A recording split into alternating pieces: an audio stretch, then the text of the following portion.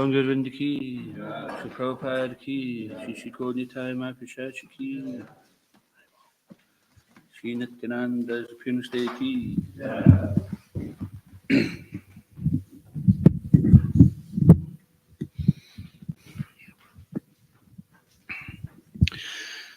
These hyacinth flowers which we're growing just now, they give quite a lot of scent and pollen.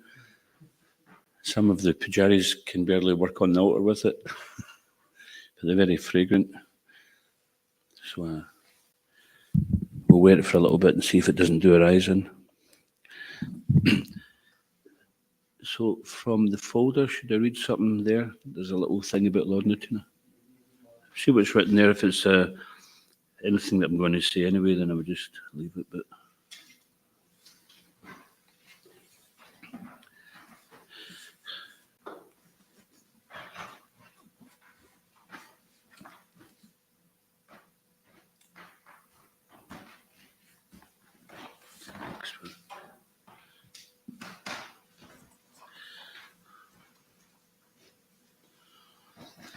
so, yeah, let's see then.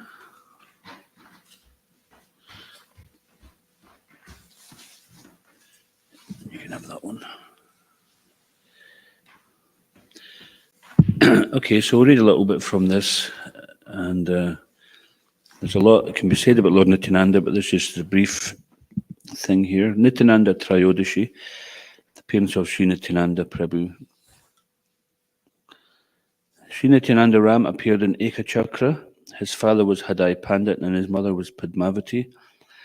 Nitai gave unlimited pleasure to his parents and all the residents of Ekachakra with his transcendental pastimes.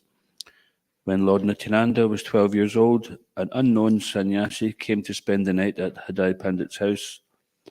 When the sannyasi was ready to leave in the morning, Hadai Pandit asked if he could offer him anything. The sannyasi asked for Nityananda to accompany him as his brahmachari servant. Hadai Pandit was heartbroken, but he let his son go. And not long after that, he died of separation from Nitai. Interesting. Sometimes people, you hear they die of a broken heart. So this is a separation from the Lord.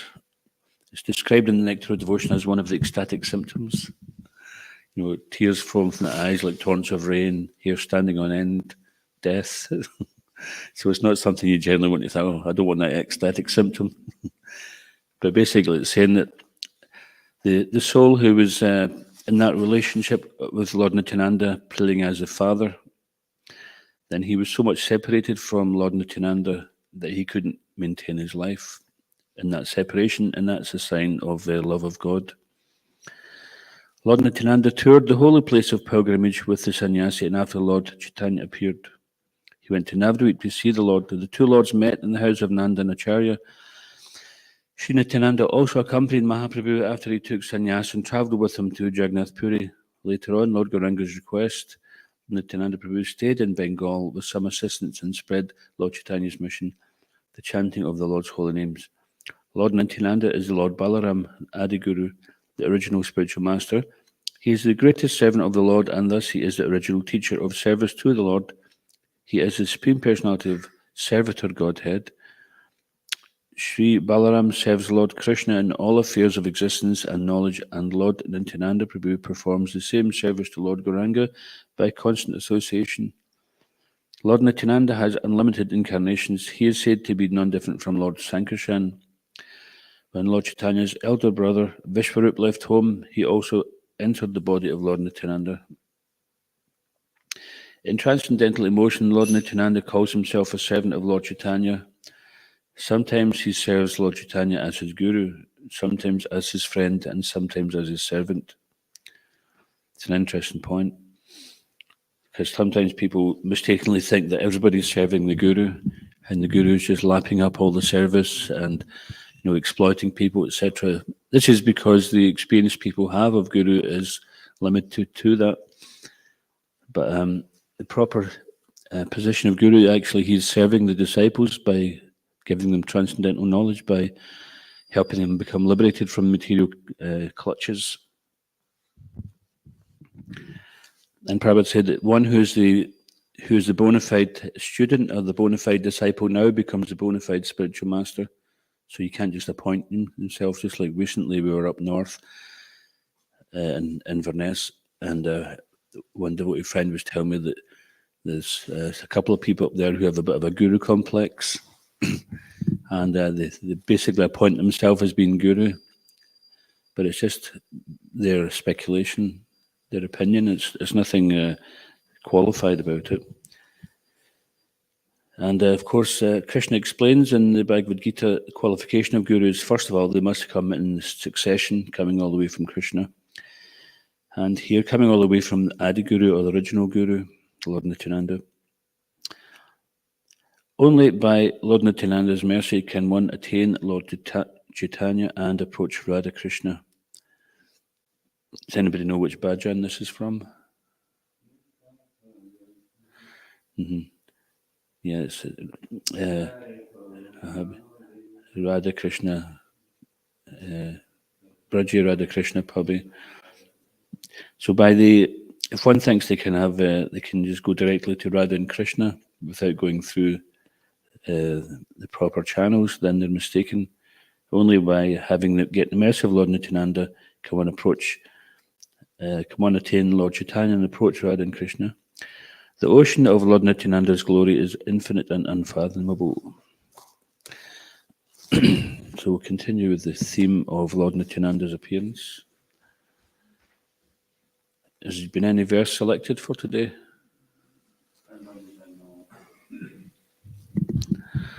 Okay, so also we're reading from the Nectar of Devotion before Bhagavatam class. So I've chosen a couple of sections from Nectar of Devotion. This is chapter 5, the purity of devotional service.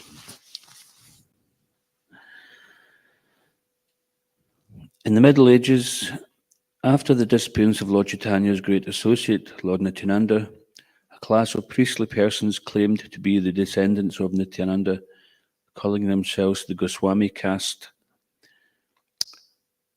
They further claimed that the practice and spreading of devotional service belonged only to their particular class, which was known as Nityananda Vamsa. In this way, they exercised their artificial power for some time, until Srila Bhaktisiddhanta Saraswati Thakur, the powerful Acharya of the Gaudiya Vaishnava Sampradaya, completely smashed their idea. There was a great hard struggle for some time, but it has turned out successfully, and it is now correctly and practically established that devotional service is not restricted to a particular class of men. Besides that, anyone who is engaged in devotional service is already at the status of being a high-class Brahmin. So Srila Bhaktisiddhanta Saraswati Thakur his struggle for this movement has come out successful. So it's interesting because this whole movement of Lord Chaitanya, which is that we are all eternal servants of Krishna, and Lord Nityananda was known as the most merciful. He had no discrimination of high and low, who was worthy and who was unworthy. He was just giving Krishna Prema, pure love of God, to everybody, because everybody is eternally related to the Supreme Lord. Temporarily one may be in this class of persons or that class or this body or that body, but these are only temporary things. So Lord Nityananda was just giving the pure spiritual nectar, the essence of a devotional service, and therefore he encouraged everybody to take to Krishna consciousness. But then we see after he disappeared, then some people tried to monopolize that by saying it was only from this particular line, and then they tried to restrict it like that, and immediately they put it on the bodily concept again. I was just thinking that Lord Chaitanya, he didn't discriminate in terms of having qualified. It's interesting that he did discriminate in the sense that he was more concerned with the most unqualified, because it's the words of the lowest point. Oh yeah, that's a good point. I don't know if did everyone hear that? So therefore there's this song, Shri Krishna Chaitanya Prabhu Doya Koromori, that because Lord Chaitanya and Lord Nityananda are the most merciful incarnations, and they're reputed to be the savior of the most fallen, then this devotee is praying, because I am the most fallen, then my claim is first. This is my qualification. My qualification is that I'm totally unqualified. So we see this is very humble example of a devotee, showing us that we should not think any more than that ourselves. And this is also the mood of the devotee, that we see someone else who is not so fortunate, and we can think, there go I, but by the grace of God.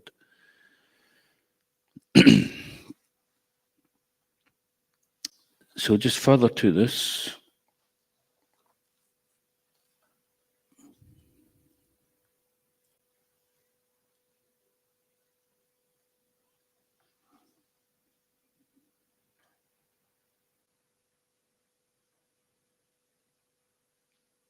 yeah.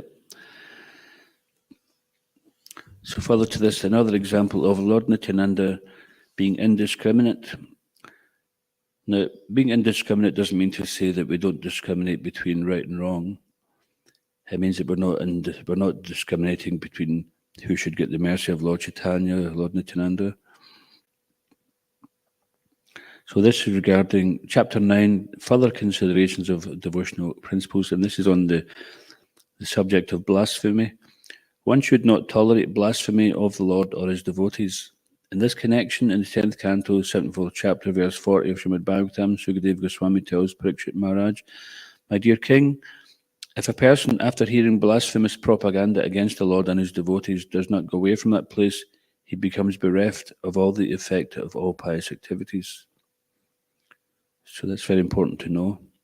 Sometimes in the plea of being open-minded, we might hear something which is blasphemous, and it may rob us of our good fortune. In one of Lord Chaitanya's Shikshastic verses, it is stated, the devotee should be more tolerant than the tree and more submissive than the grass. He should offer all honor to others, but may not accept any honor for himself. In spite of Lord Chaitanya's being so humble and meek as a devotee, when he's informed about injuries inflicted on the body of Lord Nityananda, he immediately ran to the spot and wanted to kill the offenders, Jagai and Madai. Now, on Sunday, we have a full public program coming up, and there'll be a drama on the redemption of Jagai and Madai. So Jagai and Madai, if you don't know the story already, I'll just very quickly say, is that they were originally born in Brahmin families, Jagannath and Madhava, that was their names, and they were called Jagai and Madai, but they became reputed rogues and rascals, but not friendly rogue. They were feared by everybody because they were committing so many heinous acts. And Lord Nityananda decided with his Sankirtan partner, Haridas Thakur, that they should go and liberate these two persons. In the first attempt, they got chased away, and they escaped with their life. But Lord Nityananda wasn't satisfied with that. He wanted to go back and actually properly redeem them, not just run away at any danger. So when he went back, then Madai had taken a clay pot and a broken clay pot, and he hit him in the head and was bleeding profusely. And when Lord Chaitanya heard about it, then he wanted to intervene by summoning his Sudarshan Chakra, although Lord Chaitanya is Krishna. And he promised that in Kali Yuga he wouldn't bring any weapons with him. His weapons would be his love and reasoning, the kartals, mridanga, these are his weapons. But when he seen Lord Nityananda being fatally struck like that, then he was very angry. He would not tolerate such violence towards a devotee. And it was only because Lord Nityananda intercepted Lord Chaitanya that Lord Chaitanya became pacified. And ultimately they were redeemed, and they became great devotees. And of course, the other part of the story is that in previous lives, Jagai and Madai were Jai and Vijay from Vaikuntha, from the spiritual world, and they were cursed to take birth in the material world 3 times. So, first of all, they appeared as anybody? Hiranyaksha and Hiranyakashipu. And then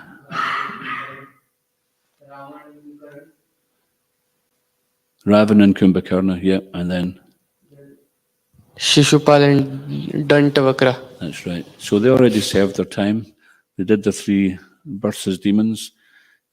So how come they came back again? Anybody? It's described in the Chaitanya Bhagavat that the Lord was so pleased with their service in that capacity that they came back for an encore. So when devotees take birth in these types of roles to basically just have some pastimes with the Lord, then sometimes the Lord may be so pleased he might make some personal requests. And it was also a reward for them because they were in Vaikuntha as gatekeepers, but then because of their extra service, they get pure love of God by Lord Chaitanya's mercy. So this was the reward for their service rendered. So this behavior of Lord Chaitanya is very significant. It shows that a Vaishnava may be very tolerant and meek, forgoing everything for his personal honor, but when it is a question of the honor of Krishna or his devotee, he will not tolerate any insult. Okay, so now we shall see Nectar of Devotion Ki.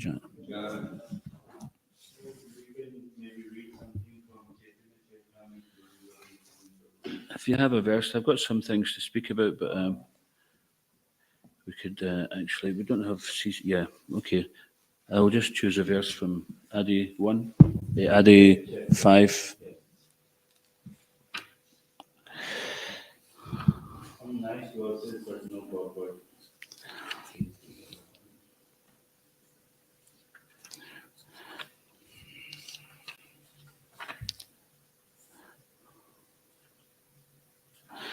So let me just choose something here. Okay, so this is text 1, chapter 5 of the Adi Leela.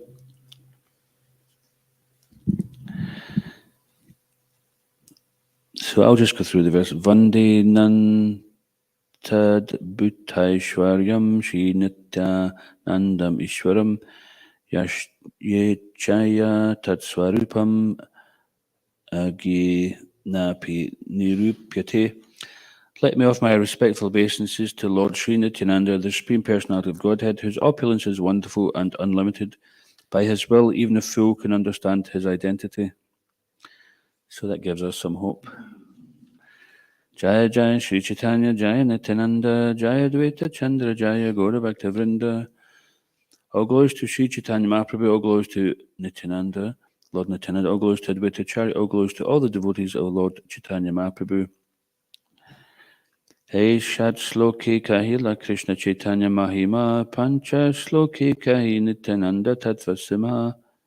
I have described the glory of Sri Krishna Chaitanya in 6 verses. Now in 5 verses I shall describe the glory of Lord Nityananda. Sarvavatari Krishna Swayam Bhagavan Tanhara Dvitiya Deha Shri Balaram. The Supreme Personality of Godhead Krishna is the fountainhead of all incarnations.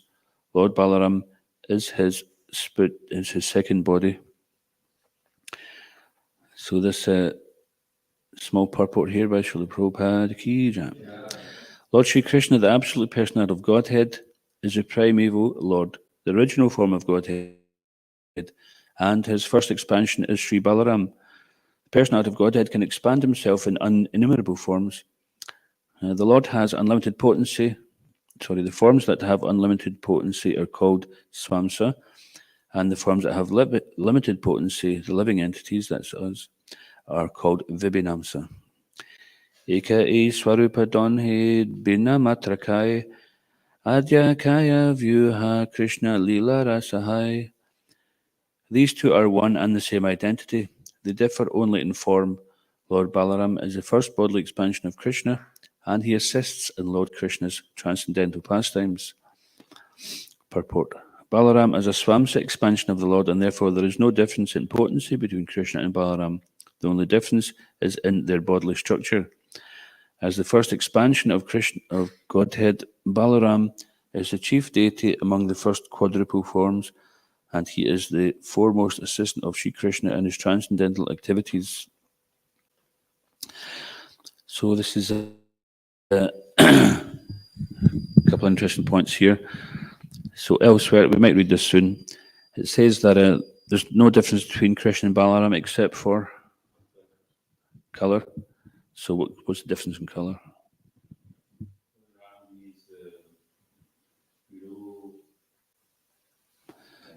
He's not Balaram is who?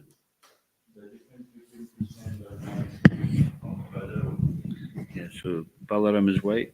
I think you're getting mixed up because the difference also it's described as the only difference between them is the color of the dhoti. Lord Krishna wears like a yellow dhoti, and Lord Balaram wears a blue dhoti. Of course, that doesn't mean to say that if he doesn't wear a blue dhoti, he's not Balaram. We always have to dress him in blue dhoti. They're free to dress as they like. But this is generally the identification. And so there's no difference in the potency, but they're also individual different persons. This is called Achintya Bheda Bheda Tattva, simultaneously one and different. Sometimes it's described as just like the son and the father are one and different. But this is also, there's no difference in the potency here.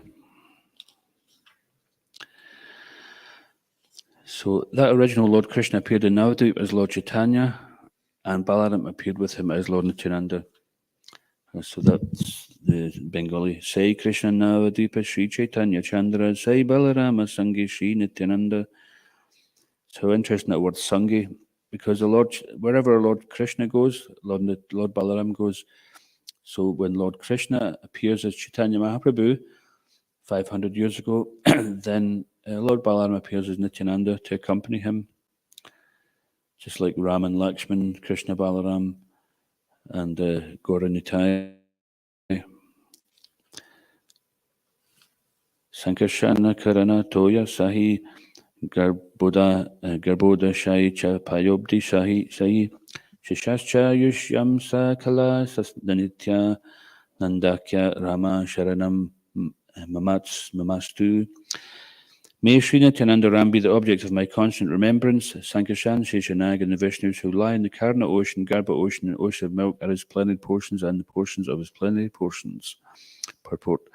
Sri Swarup Damodar Goswami has recorded this verse in his diary to offer his respectful obeisances to Lord Nityananda Prabhu. This verse also appears in the 7th of the first 14 verses of Sri Chaitanya Charitamrita. So I'll just quickly read a couple of these verses, and then I wanted to speak about some of Lord Nityananda's pastimes. Lord Balaram is original Sankarshan. He assumes 5 other forms to serve Lord Krishna. He himself helps in the pastimes of Lord Krishna, and he does the work of creation in 4 other forms. So Krishna, he doesn't get involved in a lot of things himself. He delegates. First of all, he doesn't even delegate. He doesn't even bother himself with delegation. He's so much enjoying his eternal pastimes. Just imagine you're in the spiritual world enjoying pastimes with Krishna. Says, hold on a second, I need to go and organize something in the material world. And everybody's like going, okay, what are we going to do until Krishna comes back? No, he's just eternally engaged in pastimes with his devotees. And Lord Nityananda, even he doesn't engage in so many of these things, but he delegates to the Chaturvyuha, Sankarshan, Pradyumna, Vasudeva, and Aniruddha, and they take care of all the other workings of the spiritual material worlds.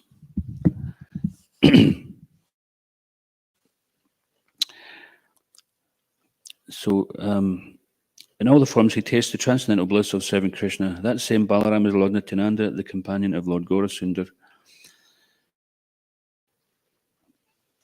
I've explained the 7th verse and 4 subsequent verses. By these verses, all over the world, one can know the truth about Lord Nityananda. I surrender unto the lotus feet of Sri Nityananda Ram, who is known as Sankarshan in the midst of the Chaturvyuha, consisting of Vasudev, Sankarshan, Pradyumna, and Aniruddha. He possesses full opulences and resides in Vaikuntha Loka, far beyond the material creation. Beyond the material nature lies a realm known as Paravyoma, the spiritual sky. Like Lord Krishna himself, it possesses all transcendental attributes, such as the six opulences. That Vaikuntha region is all-pervading, infinite and supreme. It is the residence of Lord Krishna and his incarnations. It is the highest region of that spiritual sky. In the highest region of that spiritual sky is the spiritual planet called Krishna Loka. It has three divisions: Dwarka, Mathura, and Gokula. Sri Gokula, the highest of all, is also called Vraja, Goloka, Svetadweep, and Vrindavan. Like the transcendental body of Lord Krishna, Gokula is all-pervading, infinite, and supreme. It expands both above and below without any restriction. So this is also modern-day scientists are sometimes trying to understand that there may be realms within realms. Antimatter is sometimes that has been described that it could be a material world, but also there could be anti-material world living on like parallel universes. But here, this has also been described in the spiritual sky that there are many infinite situations within each other. And it's a state of consciousness.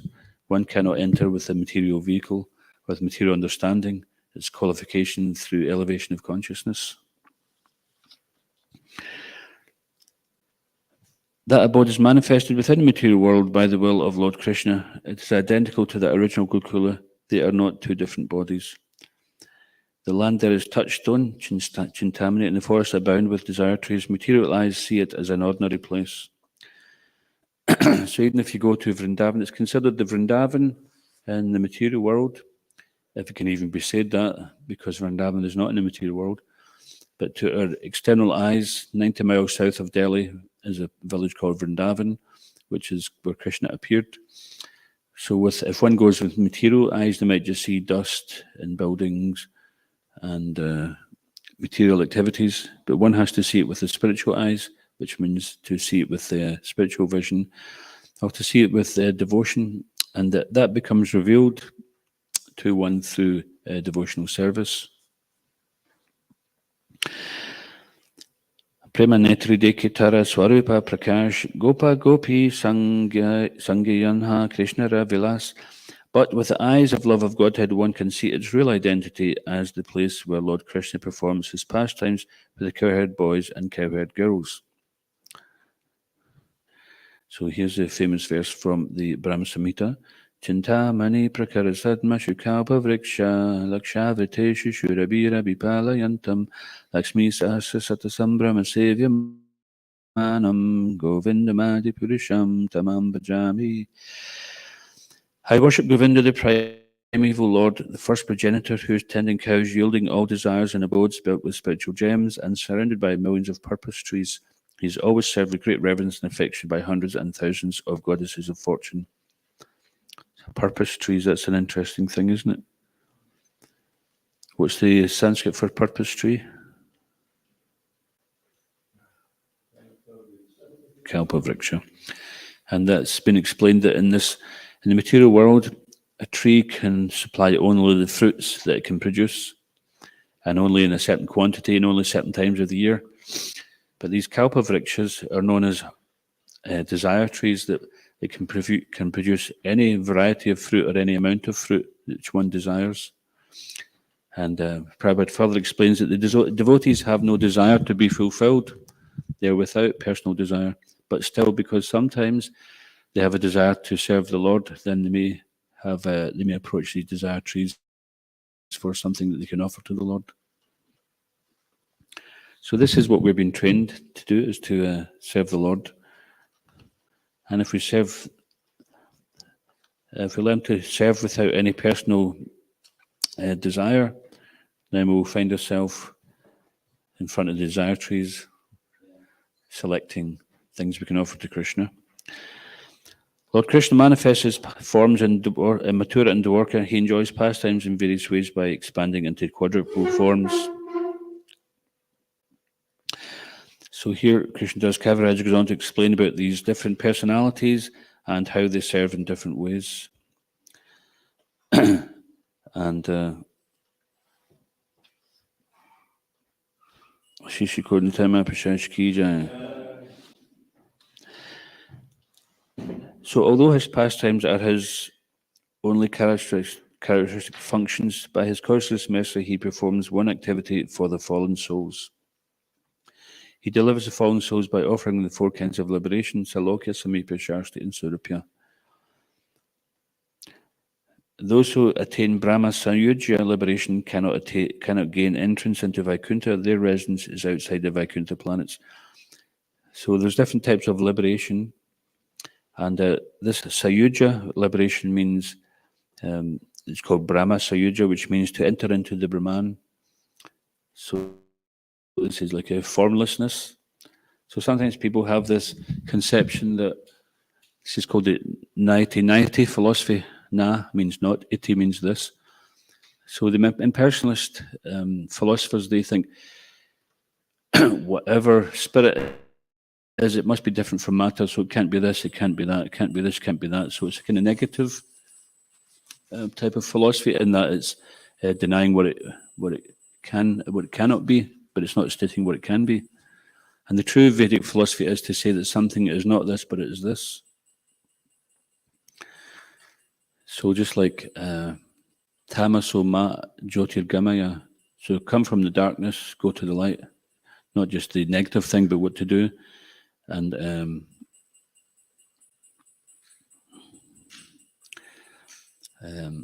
to go from ignorance to knowledge. So this philosophy of impersonalism is often accepted by those who are frustrated with material life, and sometimes they are disgusted or disappointed with personal relationships, so they want to just become impersonal, free from any kind of anxiety. So we do experience some of these things in the material world, but that doesn't mean to say that the perfection is to have none of these personal or variegatedness. So just like it's described that counterfeit money is only there because there's the real money. So just like this, these personal interactions we have in the material world are imperfect, but they're only a reflection of the real relationships which are perfect. So because we become frustrated with counterfeit money, we might get cheated, then we don't think, okay, that's it, I'm not dealing with money any longer. How are we going to survive? So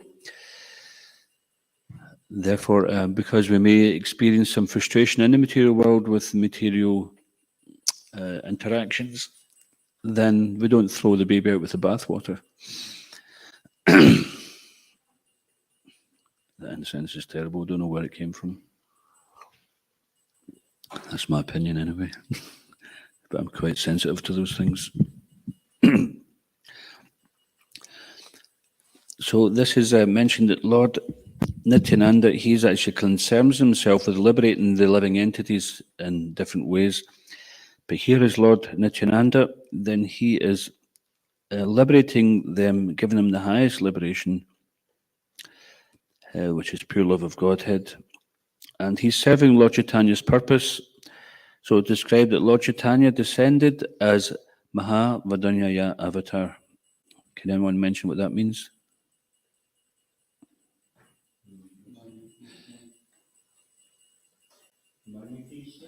Magnificent, yeah, or the most merciful incarnation. So of all the different incarnations that are there, then Lord Chaitanya is considered to be the most merciful. But even Lord Nityananda is considered to be even more merciful than Lord Chaitanya. Why is that? If Lord Chaitanya is most merciful, then how can Lord Nityananda be even more merciful? Because he's Khoda Nitai. That's just a name. Like Khoda means broker. Uh-huh. So So explain. So he's so merciful because even to reach Gauranga Mahaprabhu, we still need, some mercy to reach him, and that mercy is provided by Nityanand Prabhu. Yeah. So Lord Nityananda, he's qualifying us even to get the mercy of Lord Chaitanya. And he's spreading So it's said that when we chant the Hare Krishna mantra, every morning before we chant, we recite the 10 offences against the holy name, isn't it? So there are offences to be avoided. But it's said that Lord Chaitanya doesn't accept any offence, he sees only the good. So therefore, Lord Nityananda, he was saying, Bhaja Goranga Kaha Goranga Laha Goranga Namareje Jana Goranga Bhaja Se Amara Pranare. So worship Lord Chaitanya, take the name of Lord Chaitanya, and if one who does so, then he becomes my life and soul. So when we cross-reference that with Nitayar Karuna Habe, Braja Radhi Krishna Pabe, this means that if one wants to enter into the pastimes of Radha and Krishna in the spiritual world and enjoy those topmost pastimes, then one has to get the mercy of Lord Nityananda so that they can get this Krishna Prema coming from Lord Chaitanya. And so in this way, Lord Nityananda personally, he was going around being indiscriminate and giving the holy name to everybody. He wasn't considering who was fit and who wasn't fit, because in Kali Yuga everyone's fit. I remember Harikesh Swami giving when he was Swami, he gave a talk, and he was referring to this term of being innocent. Sometimes, in one sense, everybody is innocent, victim of Maya, but in the other sense, we're in the material world, it means we're guilty. Sometimes they talk about, in Christianity, they talk about original sin. So that original sin is basically coming from our turning our back on Krishna and coming to the material world to enjoy separately. So the fact that we've come here means we've turned our back on Krishna. Anything else really is a detail. Sometimes we may be born as a prince or an insect or anything in between, a demigod. But whatever it is, it's just some temporary situation we're in the material world. And the essence of it is that we've turned our back on our own eternal relationship with Krishna. And Lord Chaitanya and Lord Nityananda are here to remind us of that. Jeev Jago Gora Chandaboli Kota Nidar Jao Maya Pisa Chirakoli. So Lord Chaitanya is calling, wake up, sleeping soul, for so long you've slept in the lap of the witch called Maya. So under the spell of Maya, we're accepting this body to be the self. And we're under this illusion. Just like a hypnotist may put someone under the illusion that they're a dog and they're barking, and everybody in the audience is laughing, thinking they've seen some grown person jumping about like a dog or eating an onion, believing it's an apple. These things go on. They have the power to do that. So Maya has such great power. She has the spirit soul, who is considered and described in Bhagavad Gita as being more brilliant than 1,000 suns. The unlimited potency is in the spirit soul, but we've accepted this very limited, confined identification of being the body. And this is what Lord Chaitanya, Lord Nityananda is saying is, give up this illusion and come back to who you really are. You've forgotten the splendor of your own existence. You've forgotten your eternal relationship. You don't belong here. You've accepted something which is simply causing you misery, and give it up. And Prabhupada says, so what's the meaning of life? And he answers himself, the meaning of life is to enjoy, but we don't know how to enjoy. What we do actually causes us suffering. And whatever enjoyment we get is very limited and it's temporary. It's limited with our own limited senses, the capacity to enjoy. And it's limited, just like sometimes if you've ever experienced, perhaps anyone who ever drunk alcohol, you're enjoying, and then you have some more you're enjoying, then you have some more you're enjoying, then you have some more and you're not enjoying any longer, you're suffering, you're throwing up, you're enjoying backwards. Or with drugs, then, people sometimes they try to enjoy and they maybe overdose, or they get themselves hooked on something which causes so much misery, or overeating, overindulgence in sex life. So The desire for the living entity to enjoy unlimitedly is there, and that's expressed through the suffering we experience because we're in an incompatible situation. So this Krishna consciousness movement is there where we can connect with that supreme enjoyment. And this was mentioned that Krishna and Balaram, they descended from the spiritual sky 500 years ago in the Middle Ages, Kali Yuga, to present the Yuga Dharma, or the method of self-realization, which is suitable for this age, and it's Harinam. Golokera Premadan, Harinam, Sankirtan. So from Goloka, the topmost spiritual planet, which we're describing there, in the Chaitanya Charitamrita, then this gift of pure love, which is going on there, is given, and it's taken. The highest form of enjoyment is brought to the most sinful of ages, most confused of ages, which is Kali Yuga. So a little bit of nectar of Lord Nityananda. He is also known as Avadut. Avadut means someone who is beyond the rules and regulations. Now it's very dangerous to think, oh, that sounds good, I'll become an Avadut as well. You can't. We don't have that potency. We don't create the rules, so we can't break them. Even though he's above the rules, then still he's not to be considered answerable to anybody. So Gaur Govinda Maharaj, a great devotee, a disciple of Srila Prabhupada, he passed away some years ago, but he was brought up in a Vaishnava family all his life, and he gives some really interesting pastimes of Lord Nityananda. There's one interesting one here. So there's many bhajans, and tonight we'll have a program as well. We can sing some bhajan, and we can speak some more about Lord Nityananda.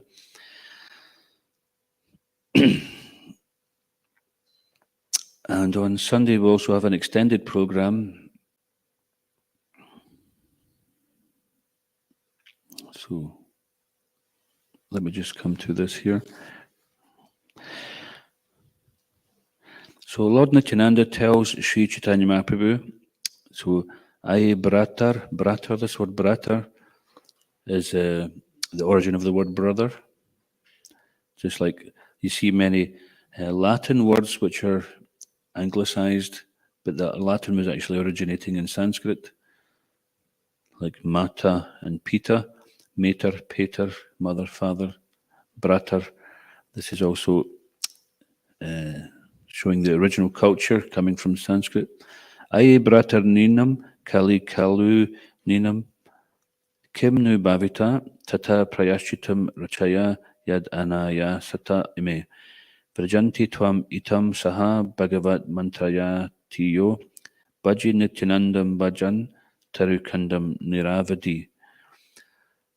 Lord Nityananda tells Sri Chaitanya Mahaprabhu, O my brother, what will be the fate of these people of Kali Yuga? Please show them a way for deliverance so they can approach your lotus feet, obtain your lotus feet, and be always in touch with Sriman Mahaprabhu. To that Nityananda Prabhu I pay my obeisance, and to that Nityananda Prabhu I do my bhajan. So the devotees speaking like this. That Nityananda Prabhu goes to every doorstep and tells them, O my brothers, all of you always engage yourself in chanting Harinam, Hare Krishna, Krishna Krishna, Hare Hare, Hare Rama, Rama Rama, Hare Hare. If you do this, you must very easily cross over this dreadful ocean of material existence, and I remain a surety for it, for you. So this is Lord Nityananda promising that if we chant the Hare Krishna mantra, we will definitely cross over the ocean of material existence, and this life will be our last birth in the material world. He says, surety guaranteed, I certify it. I tell you. Now, nobody can oppose if Lord Nityananda has some, if he says something, then something can't be done contrary to that. So I was just reminded of a pastime when the details, you can correct me if I get it wrong, but if I remember rightly, Lord Balaram went to Hastinapur and he asked for Now, he wanted someone to be handed over to him. They closed the gates of Hastinapur and they wouldn't let him in. And he carries a plough. He dug round Hastinapur and he was dragging it and he was going to throw it into the river Yamuna. And then they realized they were dealing with the Supreme Personality of Godhead. They weren't dealing with just some ordinary person. So sometimes Lord Nityananda's pastimes, or Lord Balaram's pastimes, are that he'll just exhibit his supremacy. It's like, okay, you're saying no to me. I'll tell you who you're saying no to. This is who you're dealing with. And then they all, became very humble. Okay, sorry, what do you want? And sheepishly they approached Lord Balaram. So when Lord Nityananda has some determination, nothing can stop that. Nobody can oppose him. Even Lord Chaitanya did not want to deliver Jagai and Madai, but because of Lord Nityananda's determination, they were delivered. So when Lord Nityananda says, chant Hare Krishna, I guarantee you'll cross over this ocean of nescience. Nityananda Prabhu very easily destroys the sinful reactions of the most sinful and degraded people of Kali Yuga. Kali Atma Jiva. He is also very, very dear to the devotees. He's always busy doing good to the devotees. He has arisen like a cooling moon, who is as cool as crores of moons. What's that verse? Padakamala. Koti Chandra Shushitala. So Koti Chandra means moon, and Koti Chandra means unlimited millions of moons. Koti Chandra Shushitala. Jai Chayai Jagatajurai. So Chaya means shade. He can give shade. When you're in a very hot situation, then you go into the shade naturally. So he provides shade. We're burning with material desires. By chanting Lord Nityananda's name and by acting according to his instruction, then we experienced relief from the pangs of this burning desires all the time. Burning desires, we try to satisfy by throwing more fuel on the fire. And this is our plight in the material world. And anything else is really a detail, whether we like this or we like that. But we're simply trying to satisfy desires. And but the real way to satisfy the desires is to extinguish this personal desire. And that is to replace that desire with a higher desire. And then that shines light on that darkness. So Koti Chana Shushtala Jagata Jurai, which means he can actually give shelter to the whole universe. We can't even give shelter to ourselves at times, right? We have to go running to a friend or a therapist or something. But Lord Nityananda can give shelter to all the living entities. He's also like the sun who dispels the darkness of the ignorant fools. The darkness arisen out of sinful activities. He's like a sun for them, as an SUN, because he destroys the sinful reactions of all sinful persons, rascals. To that Nityananda Prabhu, who is the root of the Bhakti Kalpalata, I pay my obeisances and I do my bhajan to that Nityananda Prabhu. He's always dancing and engaged in Harinam Sankirtan. He always casts a merciful glance over his dear devotees. And this word dear devotee is interesting because simply by chanting the names of Lord Chaitanya, we immediately become dear, because Lord Chaitanya is so dear to Lord Nityananda that if we chant Lord Chaitanya's names, then immediately he shows favour upon us. And it's described that he gives all facility for that person to become a devotee. In this way, he is always moving in the streets of all the towns, cities, and villages.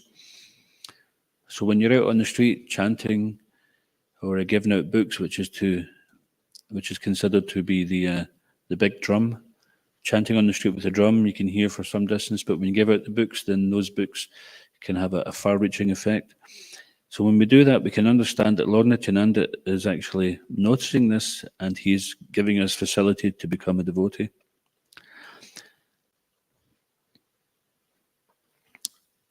Lord Nityananda always moves with Gauranga Mahaprabhu, holding his very soft lotus-like palm, and who always looks at that lotus face of Gaurachandra and who becomes ecstatic, blissful, who always makes the people of the towns, cities, and villages happy and blissful by his chanting of the Harinam Mahamantra, by doing Hari Kirtan. So just like also we experience that, we go into the streets and we chant and we see people just immediately lighting up. I remember personally the first time I seen it in Glasgow, it was like something like 1976 or 7. I seen it in Gordon Street, just off Buchanan Street. And I thought, wow, this is just, my first thing was, this is out of this world. And I wasn't wrong. I was thinking, either of these guys look like they've just dropped in from another planet. I don't know why I conceived like that, or they've escaped from a loony bin, and I was expecting some guys with white coats running after them, coming around the corner soon. It's like, okay, they've escaped, get them back in the white van and put them back in straitjacket. I thought it could be something like that, but there was something which was really mind-blowing about it. And this is a fact, because we cannot conceive of that which is beyond the limitations of the mind. And when the devotees are chanting very freely, without any, and with abandon, and without any like mental platform of, oh, I wonder who's watching me, just forget that nonsense, just chant, because the people also, they want to be part of it. And we see that people want to join in. It's natural they become attracted. And it's also natural that some people who are very inimical to Krishna, they become a problem. They attack the devotees sometimes. So this is also what happened with the Jaga and Madai story.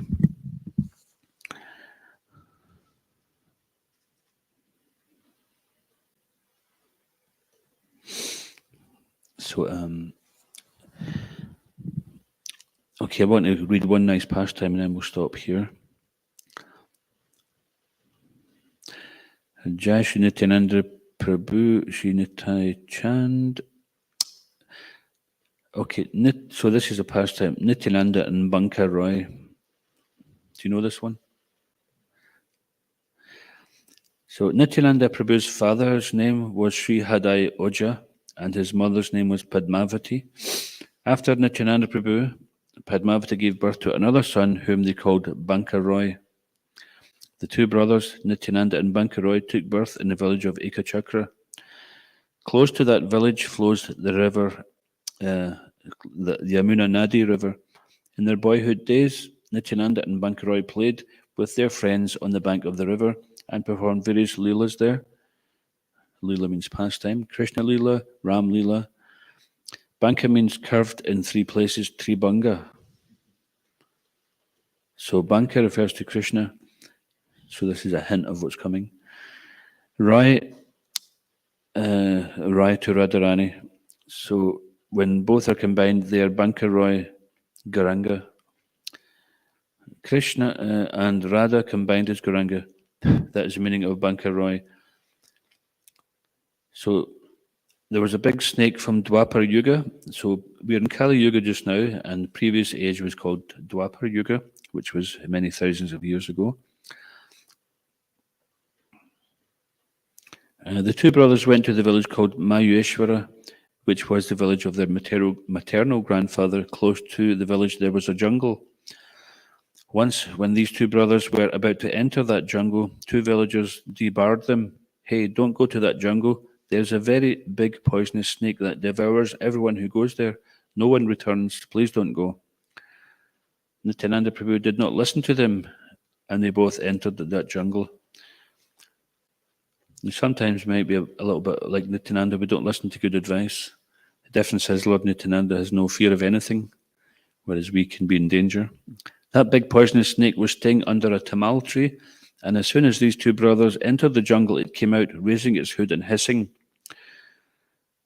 Nityananda Prabhu was not afraid at all. Rather, he raised his hand and said, "Eh, O wicked fellow, Dunta, stay there. Stay there, don't come forward." The snake stopped. "Why are you killing and devouring innocent people?" Nityananda Prabhu is Nagaraj, the king of all snakes, and Antadev. So Lord, just as Krishna serves Balaram as Adi Guru and Lord Nityananda serves Chaitanya Mahaprabhu, then we see Lord Vishnu lying on the serpent bed on Antashesh, and that's Nityananda's expansion.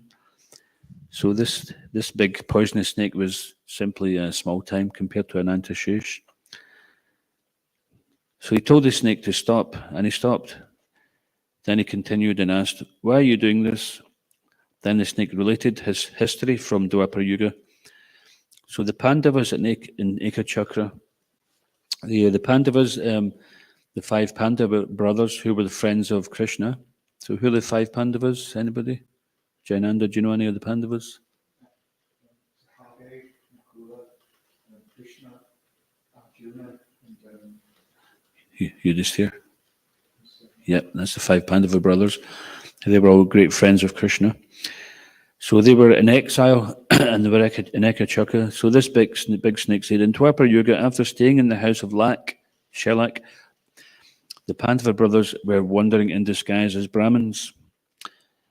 So they had to stay in disguise because in the last year of their exile, if they were discovered, they'd have to go in exile again.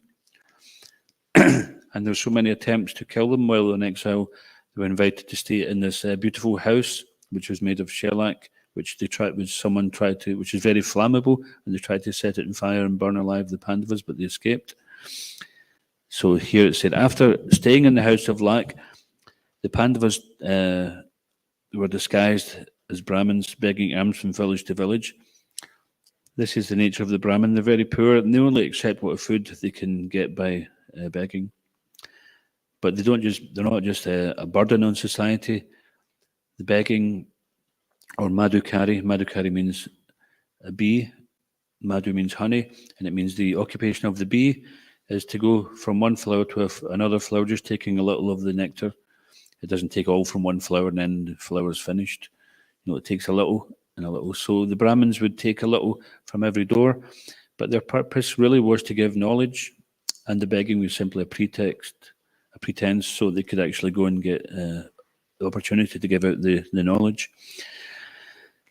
So they met Vyasadeva in this Ekachakra village, and Vyasadeva told them to stay in the house of one Brahmin named Vedashrava. Although that Brahmin was very poor and would every day go out to beg for alms, he spared half of his house for the Pandavas to live with their mother Kunti. Every day, 4 of the 5 brothers would go out begging for alms, and one brother would remain with Kunti Devi. In this way, they would take turns. One day, when it was turn of Bhimasema, Kunti Devi heard that the Brahmani of the house was crying. She went to her and asked, "Why are you crying?" So the Brahmani, who's the wife of the Brahmin they were staying with, said, "There is one demon who lives very close by, only 4 or 5 miles away. His name is Bakasura. That demon would come every day to his village and indiscriminately kill many animals and human beings. So once all the villagers assembled, had a meeting and made a decision, they requested the demon not to come every day. We'll send every day one human being, 1 cartload of anna, rice and cake, pita, and 2 buffaloes for you to eat. There's no need for you to come here and disturb us." The demon became very happy. "Yes, very good. Why shall I come if you send food every day?" So they would take turns. Today's your turn, next day his turn, next day after it was the turn of someone else. And this way every householder had a turn. It was a very big village, as some villages were clustered together, and each householder's turn would come once in every 33 years, 2 months and 20 days. That's quite precise. So you would know when your time was coming. So that, if you'd live that long, the lifespan of everybody was 33 years, 2 months and 20 days. The village was that big with so many people. So that day it was the turn of the Brahmin Vedashrava. The day before, a drummer, while beating his drum, had proclaimed, "Tomorrow it will be Vedashrava's turn." There were only 4 persons in the poor Brahmin's family: Vedashrava, the Brahmin, his wife Uma Devi, 10-year-old son Vidyadhar, and their 8-year-old daughter Bhanumati. They arranged 2 buffaloes, 1 cart with a load of anna, rice, pita, cake. Then the question rose, who will go to bring the food to Bakasura? Vedavasha said, "I will go." Then his son, the 10-year-old boy, said, No, father, you don't go, I will go." When the son said that, the Brahmani started crying. So when Kunti Devi ran there and asked why she was crying, the Brahmani told her all this. Then Kunti Devi said, "Don't cry, I have 5 sons, I'll spare one. You have only 1 son." So Kunti Devi, knowing the strength of Bhima, so Bhima is considered to be extremely strong. His strength was unmatched.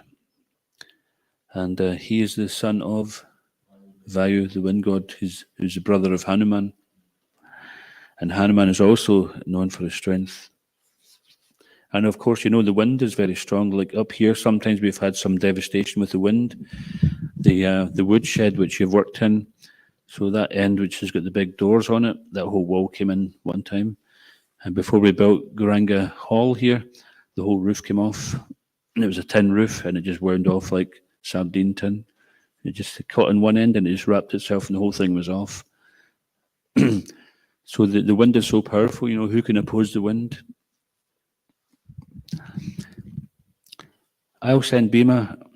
Bhima will kill the demon, and then all the villagers will be saved. Kuntadevi said, "Dear Bhima, go to that demon Bakasura. This Brahmin family is so kind to us by giving us shelter. In times of distress, we should help them. They have only one son, and that son has to go as food for Bakasura. They're crying now, so you should go." Bhima became very happy. "Yes, I will go." He's no problem. He wasn't thinking, "Oh no, big demon, I'm going to get offered, I'm going to get munched." So Bhima left with the cartload of anna, rice, and cake. While eating the anna and cake, he was shouting, "Hey, demon Bakasura, where are you? Come out, come out." So he was eating everything on the cart. He had such a voracious appetite. So there's one day on the calendar which is related to this. Can anyone say what it is? Bhima Ekadashi. And why is that? What's the story of that? Bhima says to Lord Krishna that, I can't fast every Ekadashi. It's like I get very hungry. I can't do this. So Krishna says, okay, one day without water, without anything, That's without right. So eating. Bhima, Pandava Nirjal Ekadashi. So one day a year he would eat nothing and drink nothing. The rest of the time he said, "I can't follow Ekadashi. I've got too big an appetite." Krishna says, "Okay, one day a year." Just see how kind Krishna is. So when he's sitting there on this cartload of food, he's thinking, I can't sit here with all this food here. I'm going to be eating it. And of course, the demon wasn't happy with that. So he sat there eating the food which was meant for the demon. And he shouted at him, "Hey, demon, where are you? Come out." The demon came out and saw that someone was eating his food. He became angry and uprooted the big tree and threw it at Bhima. Bhima did the same. He also uprooted the big tree and threw it at the demon. There was a fierce battle between them. At the end, Bhima killed that demon, ate everything, and returned with an empty cart. In the meantime, Arjuna returned to the village and saw that his brother Bhima was not there. So before Bhima returned to the village, Arjuna is coming along. And the Mother Kunti says, he said to Mother Kunti, "Where's Bhima?" Mother Kunti told him everything and how Bhima had gone to Bakasura. Arjuna thought, "Oh, brother Bhima has gone alone. He must be fighting with that demon. He must be facing some trouble." So Arjuna said to Mother Kunti, "Mother, I'm going to help Bhima. Please stay here at the Brahmin's house." He took his Gandiva bow and arrows and left. While he was on his way, he thought, "It will take time to get there, and my brother Bhima must be facing great trouble." Thinking like this, he decided to shoot his Nagapasha Astra, his snake arrow. While shooting that snake arrow, he said, "O Naga," Naga means cobra, "you go and bind up that demon." So when these devotees fought with bow and arrows, it wasn't just like cowboys and Indians. They actually surcharged these arrows with various mantras, and sometimes they do great austerities and they get benedictions where their arrows would have certain potencies, and people would know that, therefore they would avoid fighting with certain persons because they couldn't combat them.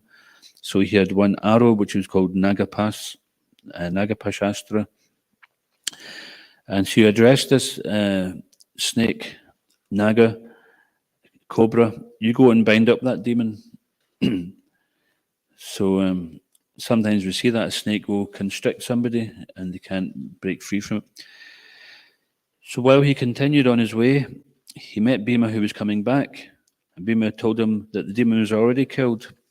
Arjuna said, "Oh, but I have sent a Naga, cobra. He must be wandering there now and devouring everyone he meets. So I'm going to settle him up." So Arjuna went there and saw the cobra was moving about and said, "All right, you cobra, stay underneath this tamal tree here. You should not move anywhere else and don't harm anyone." Then that cobra said, "How can I survive?" So the thing is, when they release these arrows or these astras, then they have to get their target, and then that's it, spent. And if it doesn't meet the target, then they have to consider what to do, just like the Ashwatthama story when he released the Brahmastra, which was like nuclear surcharged arrow. He didn't know how to control it. And therefore there was another pastime there where that had to be dealt with by Krishna. So the cobra said, "How shall I survive? What shall I eat?" Arjuna said, "Whoever will come to this tamal tree, devour him, but don't go away from this tree, don't devour anyone else." So from that day on, I am here. Whoever comes here, I am devouring.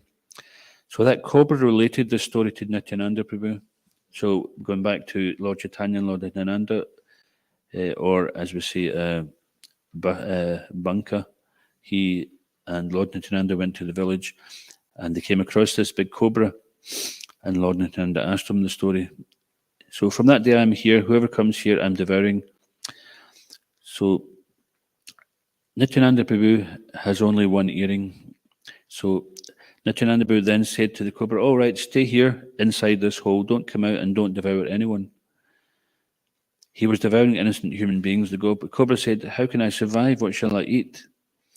Nityananda Prabhu said, "People will come and worship you and offer you food, bhoga, and you can eat that. Don't devour any human beings, animals, or other creatures. Stay inside this hole and don't come out of this hole."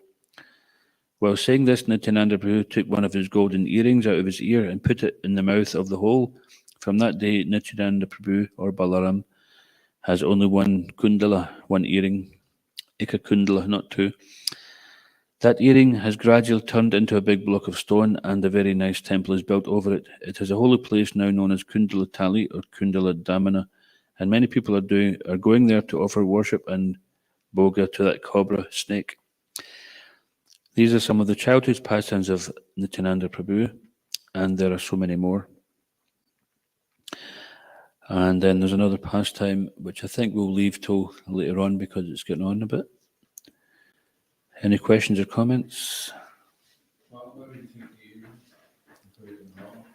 To stop the snake coming out. And also it's a blessing. He's given some of his own maha.